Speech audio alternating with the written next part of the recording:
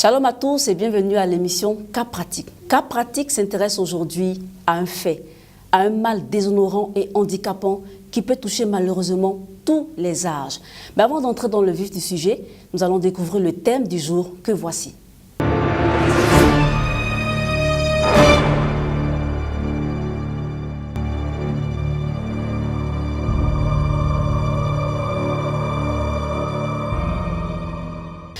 Des secrets pesants, c'est le thème du jour que nous allons décrypter. Nous allons mener donc la réflexion avec des spécialistes que nous avons cooptés. Il y a 3 spécialistes dont voici maintenant les identités respectives.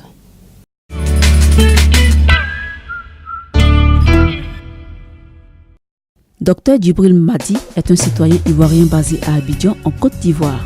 Après l'obtention du baccalauréat série D, il a fait des études en médecine. Il s'est spécialisé en gynécologie. Ses études ont été sanctionnées par l'obtention d'un doctorat en médecine. Depuis l'année 1996, il exerce en tant que gynécologue. Homme d'expérience, Dr Djibril Madi est aussi animateur radio. Monsieur Zabi Frédéric est psychothérapeute diplômé de l'Université de Montréal, Canada, où il a obtenu un PhD en psychologie clinique, spécialisation en psychothérapie. Formé à Mount Carmel International Training Center à Haïfa, Israël, il est aussi psychologue spécialisé dans la gestion du stress post-traumatique. Criminologue spécialisé en droit pénal et sciences criminelles, il joue aussi d'autres statuts professionnels, à savoir ceux d'inspecteur d'éducation spécialisé, de thérapeute de couple et d'éducateur familial et de coach de vie. La prophétesse Blagnon est une servante de Dieu qui a démarré le ministère sacerdotal en 2000. En 2003, elle fonde la mission évangélique Bethel Délivrance. Elle a plusieurs enfants dont l'artiste chantre Shanaël. Bonjour madame et bonjour messieurs. Bonjour madame. Alors bienvenue à cette émission. Nous bénissons l'Éternel parce que nous allons creuser la réflexion autour de quelque chose qui fait mal, qui est handicapant comme on l'a dit, quelque chose qui est déshonorant et quelque chose qui gangrène les vies des uns et des autres. Des secrets pesants, c'est le thème de ce jour. Alors nous allons vous demander les impressions, on va dire l'approche définitionnelle de ce thème, des secrets pesants. Mais Prisca, merci de m'avoir invité. Effectivement, nous qui sommes des médecins, il y a toujours des secrets pesants dans la salle de consultation. Et ça, c'est un thème vraiment très pointu parce que j'ai été confronté à 2 ou 3 cas comme ça.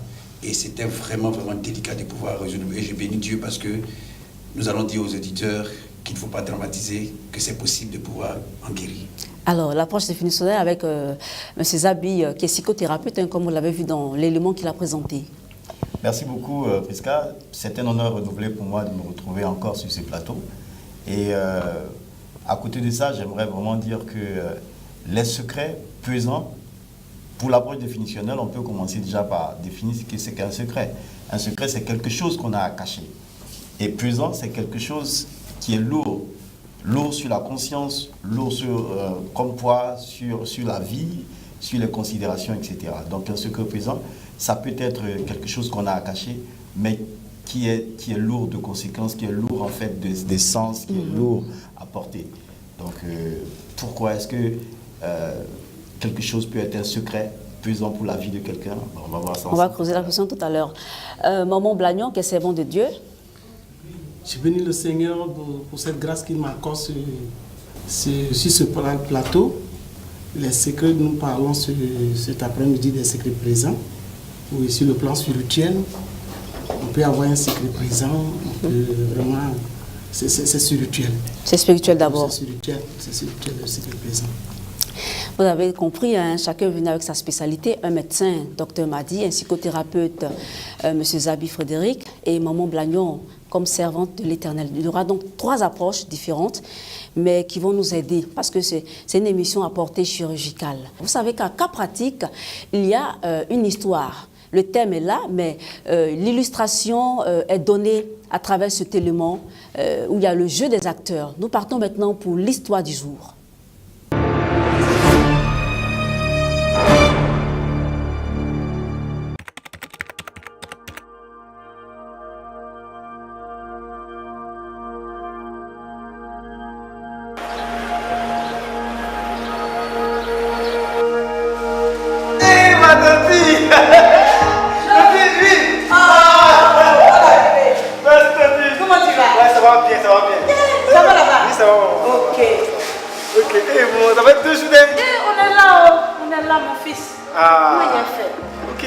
Mais vous venez même pas nous voir un peu même.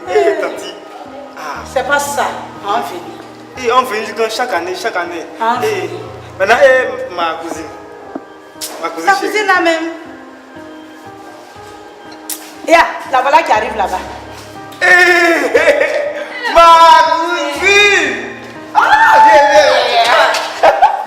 Ma petite cousine, ça va? Oui, ça va. Je suis là. Je suis venu faire les courses à Abidjan et profiter de venir saluer un peu Tanti et toi. Merci. Et tonton, il est sorti? Oui, il est sorti. Ok. Bon, maman, mais attends, moi, il y a quelque chose que je ne comprends pas. Pourquoi à chaque fois, les vacances, la maman demande à ce que ma cousine vienne et puis tu refuses? Mon fils, c'est pas ça. On venir. Il n'y a rien. On venir. Mais on a besoin de vous aussi, nous. C'est vrai, tu as raison. C'est nous-mêmes, on n'a pas le temps. Tout ça là, il y a le petit problème. Sinon, il n'y a rien. Ok. C'est pas grave. On peut faire une surprise. Ok, Tanti. Attends là-bas. Il y a élevé poulet là-bas, tout ça. Si tu vas, dis à ma soeur que viens. C'est pas pour longtemps, mais on vient. Ok, j'ai compris. Bon, ma cousine, comme je suis pressé, tiens ça, voilà. C'est ça, on s'appelle. Ok, maman. Ok. Je suis très content. Ok. Salut bien. Ta maman, Ok, à tous tes frères. Ok, au revoir. Oui, allô, bonjour David. Oui, allô mon frère. Comment tu vas? Chez moi ça va, par la grâce de Dieu. Et toi mon frère? Ok, sur le plan physique, chez moi ça va, mais sur le plan émotionnel, ça ne va pas. Si tu veux, je peux t'expliquer. Mais l'affaire est tellement sérieuse que vraiment je ne voudrais même pas que tu parles de ça au téléphone. Ok, donc rendez-vous chez moi demain à 11h parce que là ma femme ne sera pas là. Ok? Vraiment, que Dieu te fortifie. À demain. Ok. Ah tiens, j'ai oublié. Dieu merci que je me suis rappelé. J'ai une réunion ce soir avec la secrétaire, il faudrait que je l'appelle pour qu'elle soit à l'heure. Allô? Bonjour, Madame la secrétaire générale. Comment vas-tu? Gloire à Dieu. Je t'appelle pour te rappeler que nous avons réunion ce soir à 18h à mon domicile. Et sois à l'heure. D'accord, il n'y a pas de problème. D'accord, on se retrouve ce soir à la maison à 18h. Sois béni, papa. Amen. Merci pour l'enseignement que tu m'as donné. Vraiment, j'ai traversé des moments difficiles. Je sollicitais un rendez-vous, mais la prédication que tu nous as donnée ce matin m'a fait beaucoup de bien et ça m'a guéri. Papa, que Dieu te bénisse. Ok, gloire soit rendue au Seigneur. C'est ce que nous cherchons. Vous partez maintenant? Oui, papa. Ok, on a dimanche prochain. Merci, papa.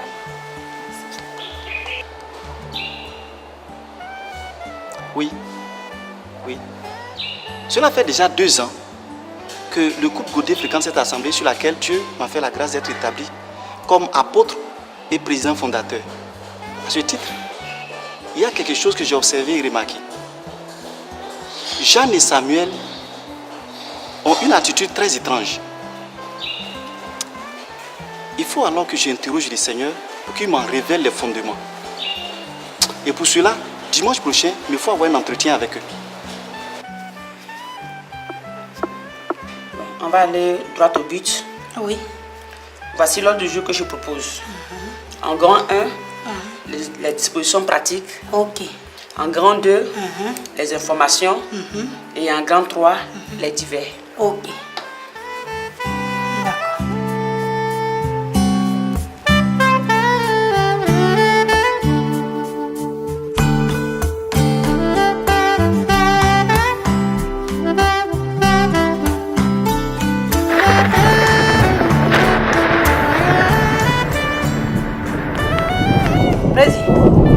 La réunion terminée, il faut que je rentre. Tu ne peux pas rentrer ce soir. Mon cousin m'a envoyé un SMS. Que ça tient en vie. Quoi? Il avait dit en lui. Il faut que tu dormes chez moi ce soir. Là, je suis désolée. Je ne peux pas dormir. Il faut que je rentre ce soir même. Pourquoi tu ne peux pas dormir ce soir? Bon, il n'y a rien. Mais il faut que je rentre. Rentre demain. Il faut laisser ça. Rentrer demain? Il faut laisser ça. Il n'y a rien de grave, mais il faut que je rentre. D'accord. Ok. Comme tu insistes que tu veux rentrer chez toi, il n'y a pas de problème. Ok.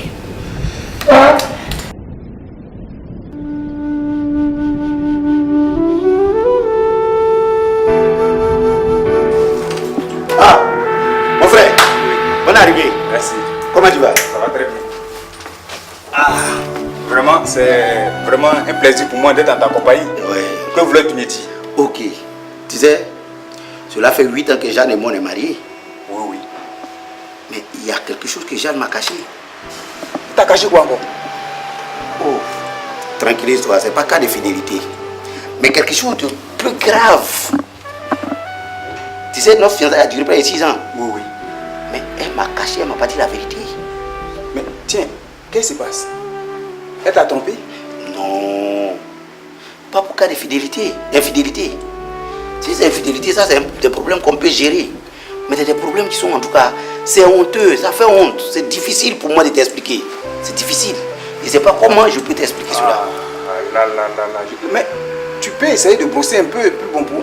Mon frère, c'est pas facile. C'est pas facile. Ça fait honte. C'est vrai, tu es mon frère. Mais ça, pendant que je suis en train d'échanger avec toi, mais j'ai honte. Ok. Mais face à ce problème-là, je pense bien que tu vas te tranquilliser. Peut-être qu'avec la prière ou tout ça, ça peut aller. Peut-être, sinon je suis désespéré. Franchement, jusqu'à aujourd'hui, il fait chambre à part avec elle. Il s'est marié depuis 8 ans et plus. Chambre à part? Oui, il fait chambre à part avec elle.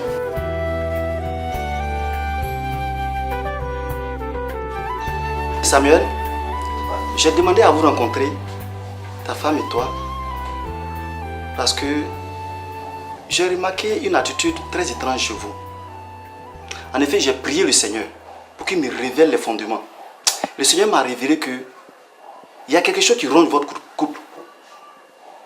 Je suis votre père dans la foi, Samuel. Qu'est-ce qui ne va pas? Que le nom du Seigneur soit béni. Amen. Papa, il y a une situation qui nous ronge. Effectivement. C'est une situation honteuse. Il y a de cela 1 an, ma femme et moi nous faisons chambre à part. Quoi? Chambre à part? Sacrilège. Je refuse ça. Pour un couple marié dans le Seigneur, chambre à part? Oui. Parce que je n'arrive plus à supporter ce qu'elle me fait subir. Je n'arrive plus à supporter. Ma fille, c'est vrai ce que j'entends? Oui, papa. Papa, je suis fatiguée.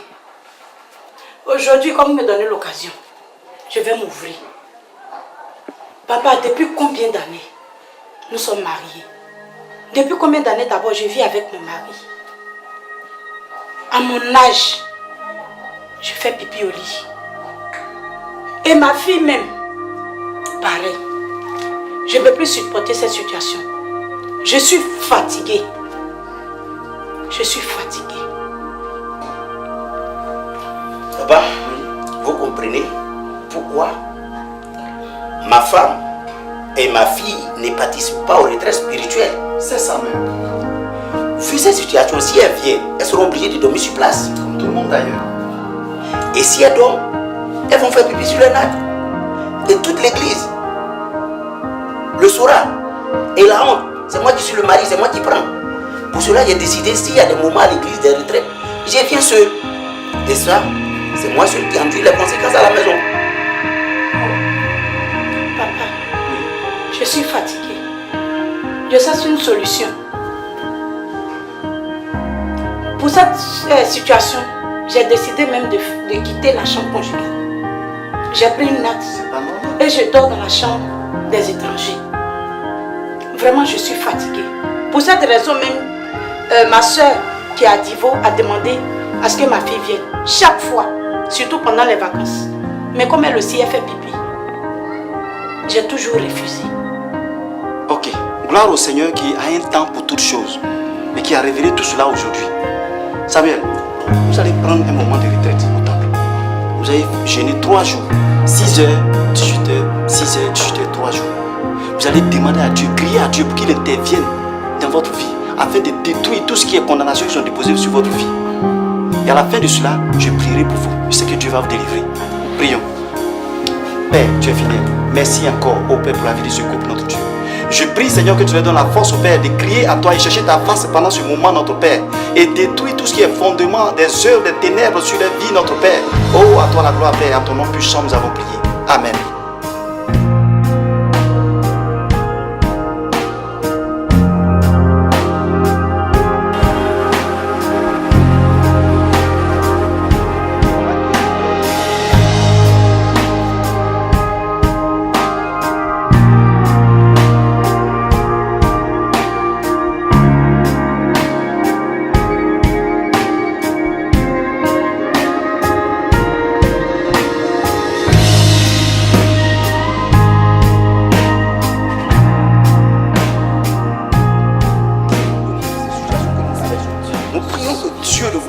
Nous brisons toute situation, tout système qui a été établi contre nous pour nous amener, oh Dieu de gloire, dans cette situation, tout ce que l'ennemi fait dans le secret, Père.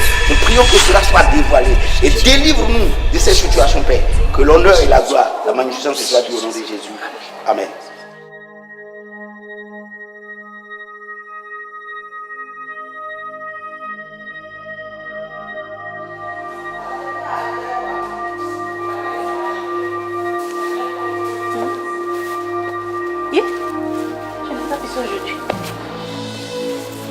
Ma fille, Rebecca, tu as pissé?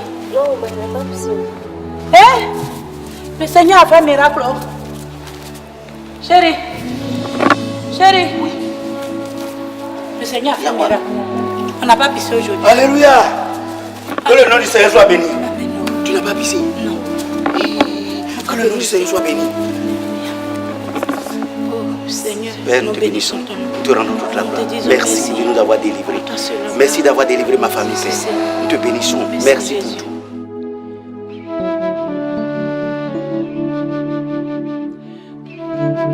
Oui, mais Samuel. Oui, papa. Je remarque que vous êtes rayonnant de gloire. Oui, papa. Ton Dieu est vivant. Que le nom de ton Dieu soit béni, Amen. Papa Jérémie. Que le nom de ton Dieu soit béni. Dieu a opéré le miracle. Amen. Ma femme et ma fille ne font plus pipi au lit. Waouh. D'accord, ça s'est bien passé? Très bien passé. Je sois donc Amen. Je vais prier pour vous et vous libérer, vous allez partir à la maison, mais on va retourner la gloire au Seigneur. Oh Père éternel, qu'est-ce que tu es bon. Dieu puissant, Elohim, tu es intervenu, notre Père, notre Dieu. Oh, tu as brisé cette condamnation sur les vies, notre Père. De maintenant jusqu'à la fin de leur vie, que cela ne se reproduise plus, notre Père. Je ferme toute porte d'accès à leur vie par le sang de Jésus de Nazareth. Père, c'est en ton nom puissant que nous avons prié, que la gloire te revienne. Au nom de Jésus. Amen.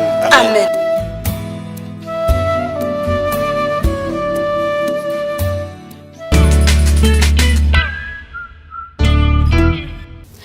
Nous avons vu cette très belle histoire. Tout à l'heure, je vais vous demander votre sentiment parce que c'est une histoire réelle qui présente beaucoup de choses, beaucoup de situations dramatiques. Je vais vous donner tout à l'heure je vais vous demander votre sentiment. Mais pour l'heure, on va prendre l'avis des autres. Le problème, comment il est vu par les autres, c'est maintenant.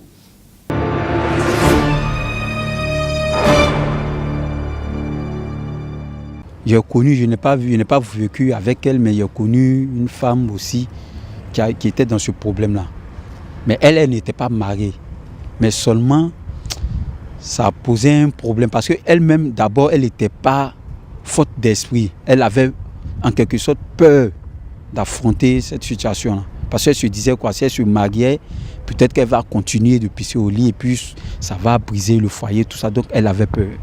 Elle était vraiment atteinte d'esprit. En ce qui me concerne, comme il s'agit d'un couple chrétien, je vais préconiser d'abord qu'ils s'en remettent d'abord à Dieu comme première solution. Ensuite, la maladie dont souffre la femme, parce que c'est une maladie qui a été prouvée scientifiquement. Voilà, c'est une maladie qui a été prouvée par les scientifiques. Et il y a aussi des remèdes à ce mal-là. Donc le monsieur, il devait plutôt la soutenir, d'abord de manière physique en étant présent pour elle. et puis surtout la soutenir ici en prière, puisque cette maladie-là affecte aussi la dignité de sa femme. Aussi, lors de leur mariage, ils se sont promis être ensemble pour le meilleur et le pire. Voilà, ils sont mariés aussi devant Dieu et devant les hommes. Donc l'homme doit tenir sa promesse. La promesse qu'il a faite devant Dieu et devant les hommes, c'est celle de soutenir sa femme dans les bons moments et dans les mauvais moments.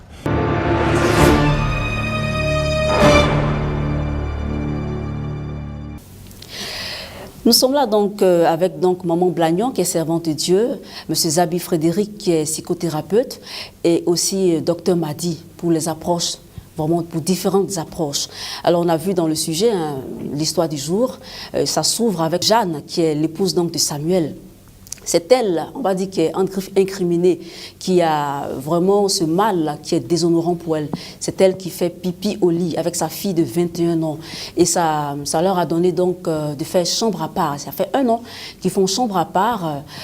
C'est pas du tout facile à gérer. Et pour cela, elle refuse même de participer aux retraites spirituelles qui sont organisées par son entité ecclésiastique. Sa fille et elle sont donc en retrait parce que justement, ces 2 femmes, on va dire, ne veulent pas que ce secret-là puisse paraître. C'est vraiment difficile. Et la scène s'est terminée donc à l'église où, par la grâce du Seigneur, elles ont été guéries de façon miraculeuse. Et c'est vraiment très important. Docteur, tout de suite, oui. Faire pipi au lit à cet âge, hein, Jeanne à la quarantaine, oui. Rebecca à 21 ans. Oui. C'est quoi? Quel est le nom de cette maladie? Est-ce que c'est une maladie? C'est quoi en fait? En fait, c'est que la question que je me pose, est-ce que le fait de faire pipi au lit date de longtemps? Parce qu'il y a deux types.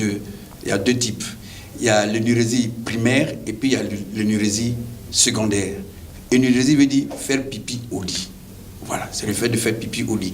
Et là, c'est involontaire. Ça, c'est involontaire. Involontaire, oui. Active, involontaire, inconscient. Parce qu'elle n'a pas conscience qu'elle fait pipi au lit. Vous voyez? Et puis, cette énurésie, est-ce qu'elle est totale ou bien elle est intermittente? C'est-à-dire quoi? C'est-à-dire que toute la nuit, elle fait pipi. Ou bien elle fait juste pipi et puis le reste... On y reviendra. Okay, on y reviendra pour creuser un peu la réflexion autour des différentes sortes d'énurésie. Voilà. Donc c'est ce qu'on appelle l'énurésie. C'est ce que vous nous dites. Faire pipi au lit. Le fait de faire pipi au lit, c'est l'énurésie. D'accord. Voilà. Mais cette énurésie, médicalement, c'est à partir de l'âge de 5 ans qu'on peut parler d'énurésie. Avant cela, on ne peut pas parler d'énurésie. Parce qu'il faut attendre qu'il y ait une maturité neuromusculaire au niveau de l'enfant, c'est-à-dire savoir contrôler son sphincter. C'est-à-dire le fait de vouloir faire pipi, c'est un contrôle qui vient du cerveau. Voilà. Donc si l'enfant ne veut pas contrôler cela, ce n'est pas la peine de l'appeler énurésie, mais c'est à partir de l'âge de 5 ans qu'on parle d'énurésie. Ok. Voilà. Monsieur Zabi Frédéric. Oui, merci beaucoup. Le fait pour moi de visualiser cette histoire me montre combien de fois c'est dramatique pour les familles. Voir quelqu'un qui fait pipi au lit à plus de 40 ans, voir quelqu'un qui fait pipi au lit à plus de 20 ans, pour des dames qui sont normalement en âge d'être dans des foyers, c'est vraiment terrible. Et ça me montre que c'est un problème qui ne doit pas être minimisé ou alors considéré comme un épiphénomène. C'est parce que c'est du sérieux.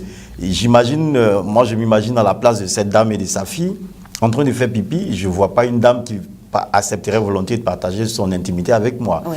Et donc je comprends tout le drame que vit cette dame-là. Pour dire que, comme le docteur le disait tout à l'heure, l'énurésie, c'est un problème de santé, c'est un problème qui est involontaire, elles ne font pas exprès. Et donc, c'est en cela que tout le problème réside. Maintenant, quel est le type d'énurésie dont elles sont victimes? C'est vraiment important de le savoir pour pouvoir leur apporter une aide quelconque. C'est pour dire. C'est cela. Donc, avant de passer donc à Maman Blagnon, qui est la servante de Dieu sur ce plateau, nous allons avoir donc justement les différentes sortes d'énurésie qui peuvent frapper un être humain, quel que soit son âge. Hein. C'est ça, malheureusement. Docteur Madi, on revient à vous. Oui, d'abord, il y a l'énurésie qui est primaire, c'est-à-dire qu'elle peut être une énurésie familiale, ou bien le père a été énurésique dans son enfance, ou bien la mère a été énurésique dans son enfance. 75% les enfants feront une énurésie. Donc vous nous dites ici que ça peut être héréditaire. Ça peut être héréditaire. Donc il y a le facteur héréditaire qui est là. Ensuite, il y a l'énurésie qu'on appelle l'énurésie secondaire. C'est-à-dire que la personne ne faisait pas pipi au lit et un jour se retrouve en train de faire pipi au lit. Ça, c'est anatomique qu'il faut aller chercher. Est-ce qu'il y a une infection urinaire? Vous voyez? Ensuite, il y a l'énurésie aussi qu'on néglige, qui est diurne. C'est-à-dire la personne fait pipi dans la journée. Oui. Ça, c'est on retrouve 3% des cas comme ça. Vous voyez? Et puis il y a l'énurésie intermittente. La personne ne fait pas pipi tout le temps, mais à certaines occasions, un choc émotionnel ou familial, la personne commence à faire pipi au lit. Voilà. Et puis ensuite, il y a l'énurésie périodique. C'est à certaines périodes que la personne commence à faire pipi. Vous comprenez? Et puis bon, il y a des pathologies qui sont liées à ça. Bon, il y a beaucoup de pathologies. Je crois que par la grâce de Dieu, nous allons les développer. On va les développer. Maman Blagnon, vous êtes servante de Dieu. Vous aussi, vous avez eu à pratiquer ces cas.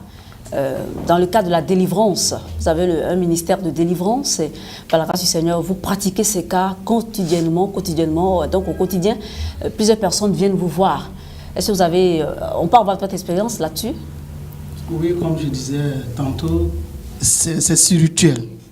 Sur le plan spirituel, c'est les esprits familiers. C'est les esprits familiers qui viennent des eaux. Et ces personnes sont possédées par les esprits des eaux. Mais justement, est-ce que c'est un cas d'envoûtement, c'est un cas de malédiction, est-ce que c'est un cas de sorcellerie? Puisqu'on veut comprendre, c'est votre approche spirituelle. Il y a plusieurs cas. Ça peut être un cas de la sorcellerie, ça peut être un cas de liens familiers. Comme le docteur disait tout à l'heure, là, c'est héréditaire. C'est les liens familiers. Si les parents ont tissé une alliance avec les esprits des eaux, ça peut posséder de génération en génération. La descendance est frappée. Alors, partagez-nous ça un peu. Des personnes sont venues vous voir qui faisaient pipi depuis combien de temps? Par exemple, si c'est le cas de la sorcellerie, il y a des personnes qui sont initiées. Dans leur initiation, dans leur domaine de pratique, on met un jour sur leur vie. C'est-à-dire qu'ils doivent faire pipi au lit. Et ces pipis qu'ils font au lit, c'est pour envoûter. Quand ils font pipi au lit, que tu sens l'odeur, ils t'envoûtent. Malheureusement. Tu vois, alors, Maman Blagnon, on reviendra tout à l'heure à vous. Hein. Docteur m'a dit, les causes sur le plan scientifique, sur le plan médical. Oui, j'ai dit qu'il y avait plusieurs causes. J'ai dit qu'il y avait un problème familial. Oui. D'accord. Et puis, il y a le problème infectieux. On peut retrouver aussi ces genres de cas dans les problèmes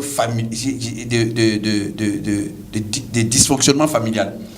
Quelqu'un qui a eu un choc émotionnel, j'ai eu un cas comme ça, un choc émotionnel, a perdu sa maman très tôt, et donc elle ne pouvait pas du tout accepter ce principe-là. Et elle est restée là, en train de faire pipi tout le temps au lit. Et je veux dire, avant, elle ne faisait pas pipi. Non, avant la perte de ce tête chair. Non, elle ne faisait pas pipi.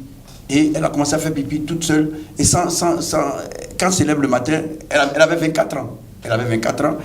Et je vous dis que, bon, comme maman l'a dit tout à l'heure, ce n'est pas les médicaments, hein, c'est la prière qui l'a guérie. C'est cela. Oui, c'est la prière qui l'a guérie. Je ne sais pas comment ça s'est passé, mais nous avons prié ensemble et puis elle a été guérie. Voilà. Bon, en dehors de cela, il faut dire qu'il y a des examens quand même à faire. Il y a des examens à faire.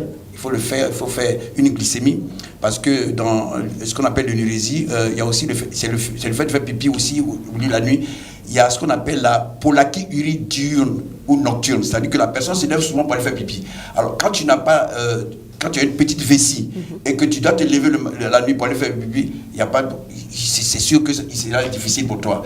Il y a aussi ce qu'on appelle l'incontinence urinaire. Oui. Voilà, il y a l'incontinence urinaire. Tu ne peux pas te contenir, vous comprenez? La vessie devient tout petite et puis tu ne peux pas dès que tu te lèves, tu as envie de faire pipi, tu fais pipi sur toi. Mais là, c'est quoi? C'est une maladie ou c'est quoi? Oui, ça c'est une maladie. L'incontinence urinaire est une maladie parce que tu ne peux pas contrôler le sphincter vésical. Il y a comme une, qu'est-ce que je veux dire, une porte. Un sphincter, je ne sais pas comment on dit, un anneau qui entoure le bout de la vessie et c'est contrôlé par le cerveau. Alors, quand tu es endormi, tu ne peux plus contrôler cela, vous comprenez? Tu ne peux plus contrôler cela. Et si la vessie est tout petite, dès que le pipi arrive, tu n'as plus ce feedback de dire que attention, tu vas faire pipi, et la personne fait pipi au lit. Alors, voilà. Mais il y a des cas aussi des personnes âgées, surtout les hommes qui ont la prostate, qui ne peuvent pas aussi contenir leur urine. Oui, en fait, c'est que, celui qui a un adénome de la prostate, on ne dit pas la prostate. La prostate, c'est un organe, mais sinon, c'est l'adénome de la prostate, qui est une maladie. Dans l'adénome de la prostate, il va faire fréquemment pipi. Dès qu'il s'en fait pipi, le pipi ne finit pas, vous voyez, il y a un résidu. Il y a un résidu mictionnel. Il croit qu'il a fini de faire pipi, et quand il revient, il croit qu'il a fini, et le pipi commence à à couler tout seul. Voilà, c'est ça qu'on appelle l'incontinence urinaire. Et je veux dire que là, à ce niveau, il est impuissant.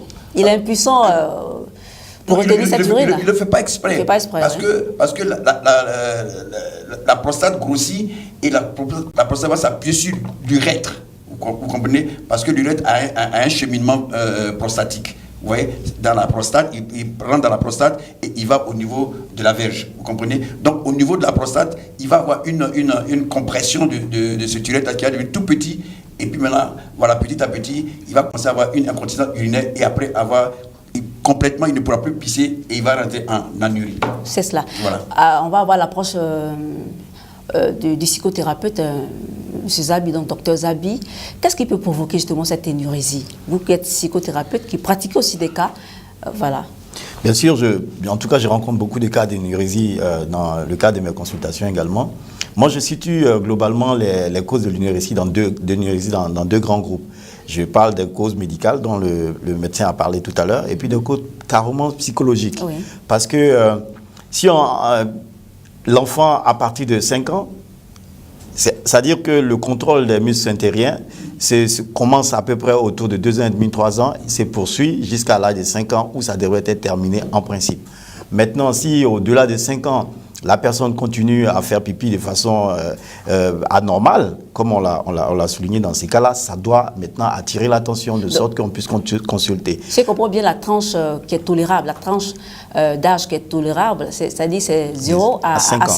Au-delà de ça, ça devient anormal. Anormal. Et la première chose que je conseille aux parents, au-delà de tous les aspects, c'est de développer le réflexe de la consultation médicale préalable. Parce qu'il faut d'abord chercher à savoir quelles sont les causes médicales avant de rechercher les autres causes. Parce que les autres causes, pour moi, viennent se greffer toujours d'abord sur les causes médicales. Si on a fait des examens, qu'on a vu qu'il n'y a vraiment aucune raison médicale pour laquelle la personne est en train de faire pipi, en ce moment, on cherche ailleurs. Et quand c'est dans le cadre d'une consultation psychologique, en général, moi, je commence à chercher à savoir quel est l'événement traumatisant, quel est l'événement stressant que la personne a pu vivre à partir du début du manque de contrôle de ses sphincters. Parce que une pression dans la famille, ça peut ne pas être lié à quelque chose de particulier, mais un enfant, par exemple, qui vit dans une famille recomposée et qui est victime de certaines choses, il peut vivre un stress en permanence qui peut l'emmener à faire pipi au lit. Ça peut, par exemple, être une façon pour lui d'attirer l'attention, d'attirer le regard de ses parents ou bien de ceux qu'il peut penser être des protecteurs éventuels sur sa vie. Donc, il y a toutes ces raisons-là. Vous savez, on peut juger les raisons que quelqu'un a de faire quelque chose. On peut le juger mal, on peut le juger bien, mais ça, c'est celui qui juge avec son regard à lui. Mais celui qui vit la situation, pour lui, c'est un moyen raisonnable, un moyen intéressant d'attirer l'attention. Donc, l'énurésie, ça peut ne pas être lié à des causes médicales, ça peut être lié à des causes psychologiques. C'est ça. La perte d'un parent, le divorce des parents, un choc émotionnel de n'importe quelle nature peut conduire quelqu'un dans l'énurésie. Donc, il faut toujours rechercher la cause, pour moi, point de vue médical d'abord, ensuite psychologique, et puis tous les aspects sociaux qui environnent, en fait. Alors, il y a eu cet élément qui a présenté l'histoire du jour. C'est une famille qui est en difficulté parce que, à cause de l'énurésie dont est victime sa femme, Samuel a décidé de faire chambre à part. Il occupe donc la chambre conjugale et Jeanne, sa chérie, est passée dans la chambre des visiteurs. Comment justement aider ce couple? Est-ce que Jeanne doit rejoindre son mari? Parce que plusieurs fois, ils ont dû changer leur matelas. Finalement, le monsieur a dit, après 1 an, le monsieur a dit, bon, ça suffit, tu vas dormir dans la chambre des amis, la chambre des visiteurs. Et elle se trouve à dormir sur une natte. Qu'est-ce qu'il faut faire? Parce que là, il y a le spectre de la déconfiture conjugale, de l'harmonie conjugale. Voilà, c'est ça. Ben, moi, je vais dire que dans ce genre de situation, bon, je demanderais à l'époux de faire un examen des urines. 1. Deuxièmement, de faire une échographie vésicale. Troisièmement, de faire un examen hormonal. Parce que ce qui suscite le fait de faire pipi, c'est une hormone qu'on appelle l'ADH. Voilà. L'hormone qui stimule le fait qu'on aille faire pipi, là, on appelle ça l'ADH. Ça se trouve, ça va stimuler les reins au niveau du néphron. Et donc faire cet examen-là, l'échographie vésicale, faire la glycémie, faire l'épreuve d'hyperglycémie provoquée, pour savoir est-ce que il n'y a pas un diabète qui est en train de se mettre en place, parce que dans le diabète aussi, il y a ce fait-là. D'accord. Voilà. Donc, voilà, vous faites tous ces examens-là. Et c'est en dehors de ces examens maintenant, si on n'a rien trouvé, alors, comme l'a dit tout à l'heure le docteur, le problème médical peut se greffer un problème psychologique. Voilà. Soit que, bon, elle a été... Il y a certains qui ont été violés dans leur enfance. On sait jamais. Ça peut provoquer ça aussi. Ça peut provoquer ça, un choc. Ça peut provoquer ces choses. Si les deux sont greffés maintenant, il faut faire la part des choses, faire l'examen médical, et puis ensuite aller voir un psychologue ou un pédopédiatre qui va pouvoir faire les... Mais justement, comment traiter le cas? La femme dort, je vais dire, elle fait chambre à part. Hein. Comment traiter, comment les aider? Parce qu'à cas pratique, c'est des choses pratiques. Cette émission aussi travaille à donner des esquisses de solutions en vue de changement des comportements. Qu'est-ce qu'il faut dire à ce couple? C'est la famille Godet. La famille Godet, voilà, donc si avec M. Zabi, on peut avoir des esquisses de solutions, qu'est-ce qu'il faut faire? Est-ce qu'il faut dire à la femme de retourner dans la chambre conjugale? Qu'est-ce qu'il faut faire en fait? Pour moi, le plus urgent, ce n'est pas de dire à la femme de retourner dans la chambre conjugale. Parce qu'il y a un problème, il y a un problème qui est là. Il faut d'abord régler ce problème. Et pour que le problème soit bien réglé, il faut commencer d'abord à parler au mari. Il faut lui faire comprendre clairement que, premièrement, ce que sa femme vit est un problème. Et ça peut être un problème de santé. Et donc, il faut le convaincre, lui expliquer. Parce qu'en général, c'est l'ignorance de ces choses-là qui amènent à la mauvaise interprétation, à la prise de décisions qui sont mauvaises. Si le mari a bien compris que sa femme est victime, par exemple, d'un problème de santé, ou bien est victime d'un problème psychologique, ou même spirituel, en ce moment précis, il va s'inscrire dans une ligne d'apporteur d'aide. Il ne va plus être un adversaire. Il ne va plus la juger, ni la repousser. Exactement, il ne va plus la juger, il ne va plus la repousser. Oui. Il va la considérer comme quelqu'un qui a besoin d'aide, et lui-même, il va s'ériger en ce moment-là en apporteur d'aide. Et c'est ensemble qu'il peut faire les examens médicaux, les examens psychologiques, et même les consultations avec un pasteur, par exemple. C'est ensemble qu'ils vont le faire. Parce que ce cheminement-là, on a besoin vraiment de se serrer les coudes. Mais tant que on va regarder la femme avec un regard qui condamne, ça ne fera qu'aggraver. Il y a la jeune aussi de 21 ans. Et même la jeune fille, ça ne fera qu'épaissir le problème. Parce que tant que la personne va vivre avec ces stress permanents, cette peur-là d'être jugée, je suis sûr que même si c'est un problème de santé, au plan médical purement, la pression nouvelle va faire qu'on va arriver à un autre problème encore, qui est qu'on a une énurésie, cette fois-ci d'origine psychologique. Et c'est compliqué. Alors, servant de Dieu, Maman Blagnon, comment est-ce qu'on peut, on va dire, aider ce couple qui est en difficulté? Comme le docteur vient de le dire, la Bible dit l'homme doit aimer sa femme et la femme doit être soumise à son mari. Les deux sont unis, ils sont un. Et aujourd'hui, la femme a un problème. Donc, il y a longtemps qu'ils sont ensemble, parce que ça peut faire 8 ans, de 8 ans à 20, l'enfant a 21 ans. Oui. Ça veut dire que ça fait combien d'années qu'ils sont ensemble? Donc, ils sont un. S'ils constatent qu'il y a un problème comme ça, ils ne doivent pas rejeter la femme, aller dans une autre chambre. Ils doivent vraiment manifester l'amour, chercher la cause. Comme vous le dites, s'ils ont essayé sur le plan médical qu'il n'y a pas eu de solution, il va aller voir un pasteur pour voir, parce que ce n'est pas normal, une femme qui fait pipi au lit, elle a accouché sa fille fait pipi au lit, sa fille a 21 ans, elle a 40 ans. C'est un problème. Donc le mari ne peut pas rejeter son épouse et sa fille. Mais Maman Blagnon, qu'est-ce qu'il faut faire? Sur le plan spirituel, moi je parle sur le plan spirituel. Oui, mais il faut chambre à part. Est-ce que la femme doit revenir? La femme doit revenir. Ou bien elle doit être guérie d'abord avant de revenir? Non, c'est l'amour que l'homme manifeste. C'est cet amour-là qui va guérir la femme. C'est pas qu'elle va rester à l'écart qu'elle va trouver la solution. C'est ensemble, les deux vont trouver la solution. C'est de la manière qui va manifester l'amour. La femme, vraiment, elle va avoir le courage. Elle va se sentir aimée, elle va se pouvoir sentir supporter aimée, cette honte. tout ce qu'elle veut. C'est ça. Mais la rejeter avec son enfant, ça ne peut pas trouver une solution. D'accord, docteur Madi. Oui, ce que je voulais dire, donc c'est la dame qui fait pipi au lit. C'est la dame qui fait pipi au lit. Et aussi son enfant de 21 ans, sa fille de 21 ans. Qui fait pipi. Pour la dame, moi, je peux comprendre. Parce qu'il peut avoir ce qu'on appelle les fistules vésico-vaginales. C'est-à-dire une fistule, c'est-à-dire que, écoutez, il y a juste un petit pertuis qui s'est passé et puis elle fait pipi. Moi, j'ai eu des cas comme ça où la femme, elle fait pas pipi.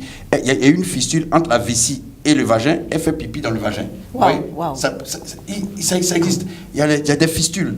Fistule vésico-utéra, vésico-vaginale, il y a plein de choses. Les fistules, ça se soigne. J'ai rencontré une dame comme ça qui avait une fistule et je l'ai confié à un de mes amis qui est urologue et qui l'a soigné. Vous comprenez? Donc pour la dame, c'est possible. Pour la jeune fille maintenant, pour la jeune fille qui fait pipi au lit aussi, j'ai dit que lorsque maman a fait pipi au lit, ou bien papa aussi a fait pipi, il y a 75% de chances que l'autre fasse pipi. Donc c'est un problème. Est-ce que justement ici, on est dans un cas d'hérédité? Ouais. Bon. Maman, ce qu'on constate, c'est que maman fait pipi au lit. Oui. La fille fait pipi au lit. Bon, moi, en tant que médecin, je dirais que, voilà, c'est un problème familial, là. Mais moi, je vais poser la question à papa. Papa, est-ce que tu as fait pipi au lit aussi? Parce que les hommes sont très, ils ne disent pas ce qu'ils ont fait dans l'enfance. Mais si le père a fait pipi au lit, alors la boucle est bouclée, c'est que c'est normal que la fille aussi fasse pipi au lit. Donc ça se soigne. Ce sont des choses qui se soignent. Voilà. D'accord, ça se soigne, mais ça ne se guérit pas. Non, ça se guérit. Ça se guérit. Je veux dire, la médecine propose... Ce que la médecine propose, c'est d'abord faire tous les bilans. Si la femme, au cours d'un accouchement qui a été long et difficile, c'est au cours des accouchements longs et difficiles, elle a fait une fistule, donc elle fait pipi au lit. Parce que faire pipi au lit ne veut pas dire que faire pipi au niveau de l'urètre, il faut savoir d'où elle fait pipi. Ah bon? Ah ben oui. Donc il y a plusieurs canaux de sortie. Oui, il y a plusieurs canaux de sortie. Il y a plusieurs canaux de sortie. Voilà. Moi, quand vous voulez faire pipi au lit, il faut que je sache par où est-ce que le pipi sort. Est-ce que c'est par l'urètre ou bien c'est par le vagin? Wow. Ah, il faut que je sache ça. C'est ça. En tant que médecin. Parce qu'il y a des fistules vésico-vaginales. Elle a accouché un enfant. Le travail a été long et il y a eu un pertuis entre la vessie et le vagin. Donc il y a une fistule vésico-vaginale. Ça se soigne. Voilà, ça se soigne. Voilà. Parce que j'ai eu un cas comme ça. Aujourd'hui, ils ont fermé la fistule et puis voilà. D'accord. Et ce sont nos urologues ici en Côte d'Ivoire qui peuvent le faire. Qui ont fait ça, oui. Alors, M. Zabi, comment ces personnes qui font pipi au lit à un certain âge, 21 ans, 40 ans, 45 ans, 50 ans, peuvent se sentir dans leur tête? Mais c'est vraiment problématique. Oui. C'est vraiment problématique. Premièrement, ça fait que ça fait baisser de façon drastique le niveau de l'auto-estime. Or, l'auto-estime, c'est le carburant de l'homme. C'est ce qui fait qu'on peut entreprendre, qu'on peut initier des choses. Si moi, je ne me donne aucune valeur sociale, aucune valeur sociétale, c'est pas évident que je puisse retrouver une place quelconque, me donner moi-même une place quelconque dans la société. Donc, c'est des gens, en général, qui sont très bas sur l'échelle de l'auto-estime. Et tant qu'ils restent à un niveau d'auto-estime assez bas, ce sera difficile de pouvoir leur apporter une aide quelconque, si ce n'est une aide purement médicale. Et même le côté médical est toujours soutenu par l'aspect psychologique. Parce que le traitement médical ne peut être efficace que si la personne a une disposition d'esprit qui prête à cela. Donc, moi je dis, en général, ce qui fait le problème en Afrique, c'est la pauvreté. La pauvreté fait qu'on ne va pas consulter pour des choses en général dont la cause se trouve purement au plan médical. C'est ça. On se jette. C'est pas que je rejette ça du revers de la main. Je suis moi-même chrétien, je suis diacre dans mon église. Mais on se jette à... C'est-à-dire, la première ligne de défense qu'on développe, c'est d'aller d'abord consulter le pasteur. C'est vrai que c'est une très belle initiative, mais je dis, il faut toujours décanter le médical du spirituel. Quand on va à l'hôpital, quand on découvre que cette énurésie dont la dame souffre a une cause qu'on peut réparer, on la répare au plan médical purement et puis on passe à autre chose. Mais en général, quand on laisse tomber ces côtés-là et puis on parle d'autre chose, ça prend du temps. Ça peut prendre un temps fou. Et pendant que ça prend du temps, la personne se dévalorise elle-même. La société la dévalorise. Vous vous souvenez que peut-être dans votre enfant, vous avez dû entendre cette chanson-là que les gamins aiment dire quand quelqu'un est victime de nurésie, grand gaillard, puis c'est grand gaillard, puis c'est... Comme si c'était la faute à la personne. On va lui donner des mixtures terribles pour aggraver son problème. Moi, je me rappelle dans mon enfance, dans mon village, les enfants qui font pipi au lit, on va prendre la terre des cimetières, on met dans une calebasse, on lui fait avaler ça. On recueille de l'eau, par exemple, de la toiture, de la chaume d'une case. avec toute la poussière qui est infectée des bactéries, qu'on fait boire à l'enfant. C'est une solution d'un autre âge. Bon, mais c'est tout ça, c'est ce qui est environnant. Et ça fait qu'on va passer d'une énurésie simple, on va passer à une infection microbienne, bactérienne, à n'importe quel niveau. Alors, Mohan Blagnon, il y a des personnes qui sont venues vous voir, qui faisaient l'énurésie, qui faisaient pipi au lit. Qu'est-ce que vous leur avez dit? Qu'est-ce qu'ils vous ont dit aussi? Et comment ça s'est terminé à la fin? Oui, vous savez, moi, je suis sur le plan spirituel, mais j'ai toujours demandé, tous ceux qui viennent vers moi, je leur demande, est-ce que vous êtes parti à l'hôpital? D'accord, c'est la première question que vous leur posez. La première question que je pose, ça fait combien de fois, combien d'années que l'enfant fait pipi au lit? Est-ce que vous êtes parti à l'hôpital? C'est d'abord leur conseiller d'aller à l'hôpital. Maintenant, quand il me dit comment ils sont partis faire les analyses, et je vois selon l'Esprit de Dieu me dirige, je sais comment guider cette personne, comment nous allons prier. Non, mais justement, dites-nous un peu votre expérience. Les gens sont venus vous voir. Mon expérience, c'est par exemple, je prends un exemple. Il y a un enfant qui avait 17 ans, une jeune fille qui avait 17 ans, qui faisait pipi au lit. Voilà, portez un peu le micro. Qui faisait pipi au lit. D'accord. Et ils ont tout fait. Aller à l'hôpital, faire les analyses. Et la personne continuait toujours à faire pipi au lit. Et quand j'ai prié pour cette personne, je l'ai mis sur gêne, j'ai prié. Et le premier jour, il peut faire pipi au lit. Et le deuxième jour, il a arrêté de faire des pipi au lit. Le Seigneur Jésus l'a guéri, c'est ce qu'on va dire. Oui. Le Seigneur Jésus l'a guéri. Elle a reçu sa guérison. Il y a plusieurs personnes. Il y a un cas aussi, il y a des cas aussi, comme je disais tantôt, il y a des cas spirituels que les personnes sont initiées qui fait pipi au lit pour pouvoir envoûter les gens. Ah, là, c'est volontaire. C'est volontaire. Comme le cas que j'ai envoyé la dernière fois, c'est volontairement. L'enfant a 14 ans, il fait pipi au lit. Et son père est... La kinésithérapie. Voilà, la kinésithérapie. Donc il est du corps. Il a tout fait. Et l'enfant faisait toujours pipi au lit. Il avait un problème spirituel. C'est là, quand l'enfant est venu vers moi, et que j'ai vu que vraiment c'était spirituel. Et quand il a commencé à confesser, c'est là il a dit qu'effectivement il fait pipi au lit. C'est là-bas qu'on lui a donné un pouvoir. Donc il ne peut pas s'en passer de ce pouvoir-là.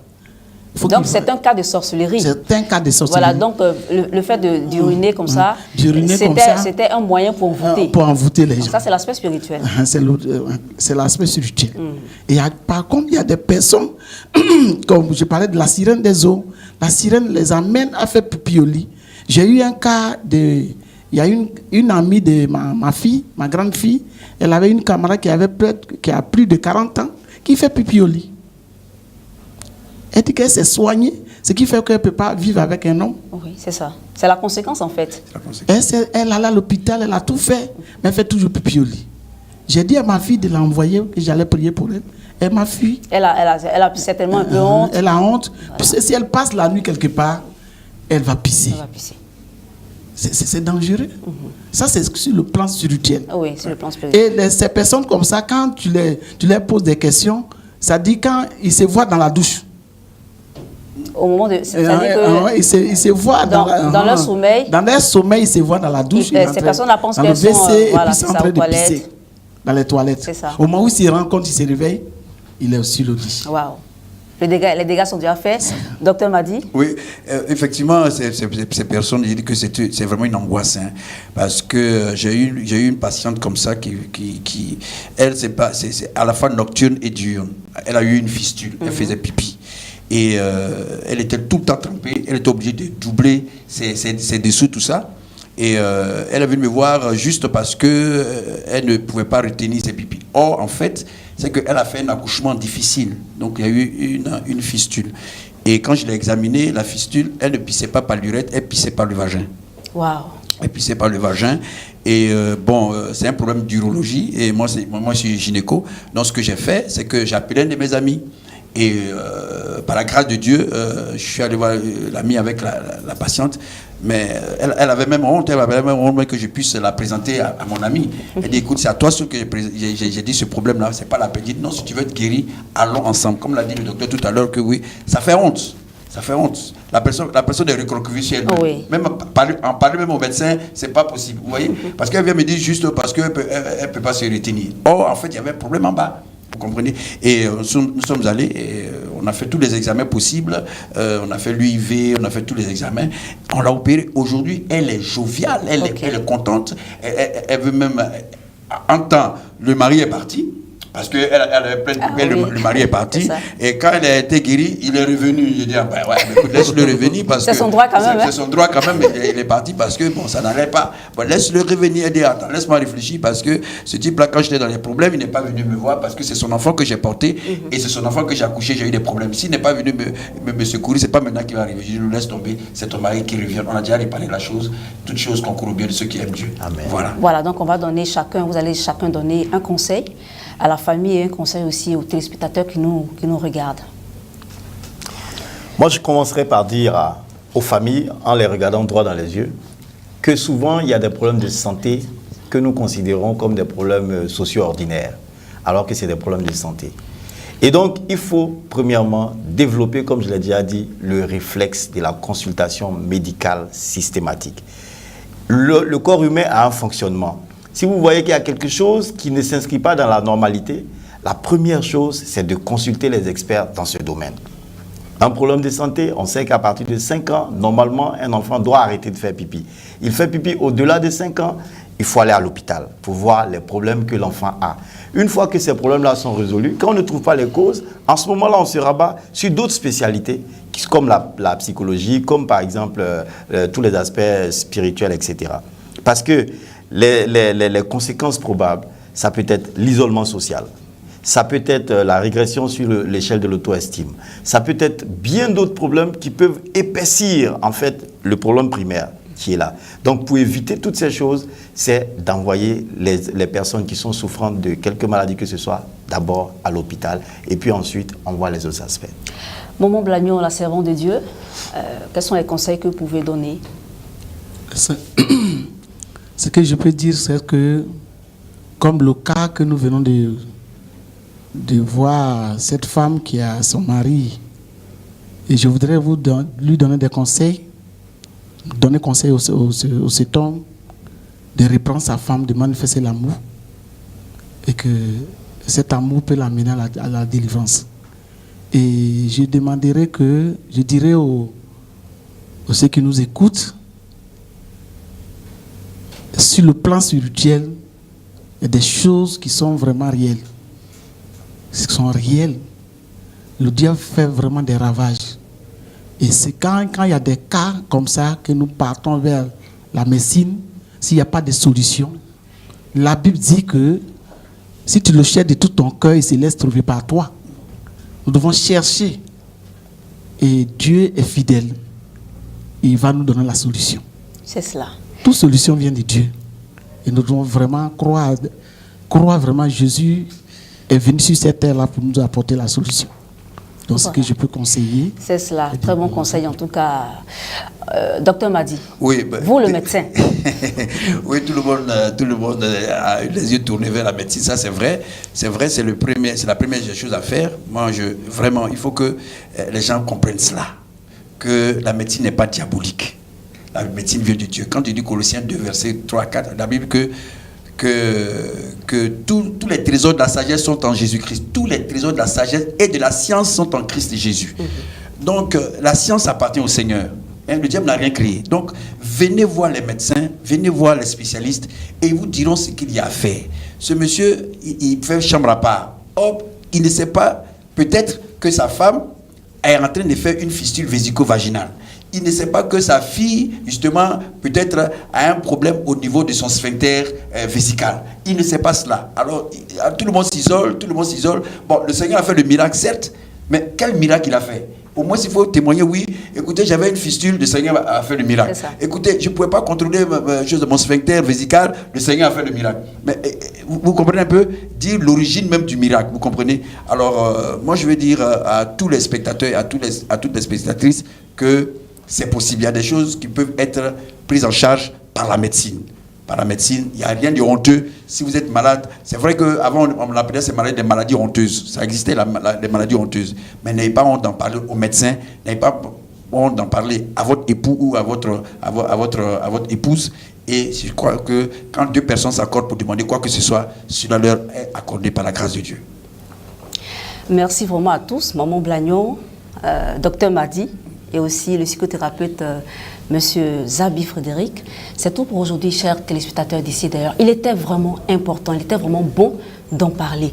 Des secrets pesants, c'est vraiment très important parce qu'il y a des personnes qui vivent avec des secrets, qui gangrènent leur vie et vraiment les empêchent de s'épanouir. C'est pourquoi il était vraiment très important d'en parler en ce jour béni de l'Éternel. Mais heureusement qu'il y a le Seigneur Jésus-Christ. Le Seigneur Jésus-Christ qui peut nous faire sortir de toutes les situations vraiment compliquées, des situations complexes, des situations où il n'y a plus d'espoir. Le seul médecin, c'est Jésus-Christ de Nazareth. C'est tout pour aujourd'hui. On se retrouve la semaine prochaine par la grâce du Seigneur. Bonne suite de programmes sur La Voix Sainte Télévision. Au revoir et portez-vous bien.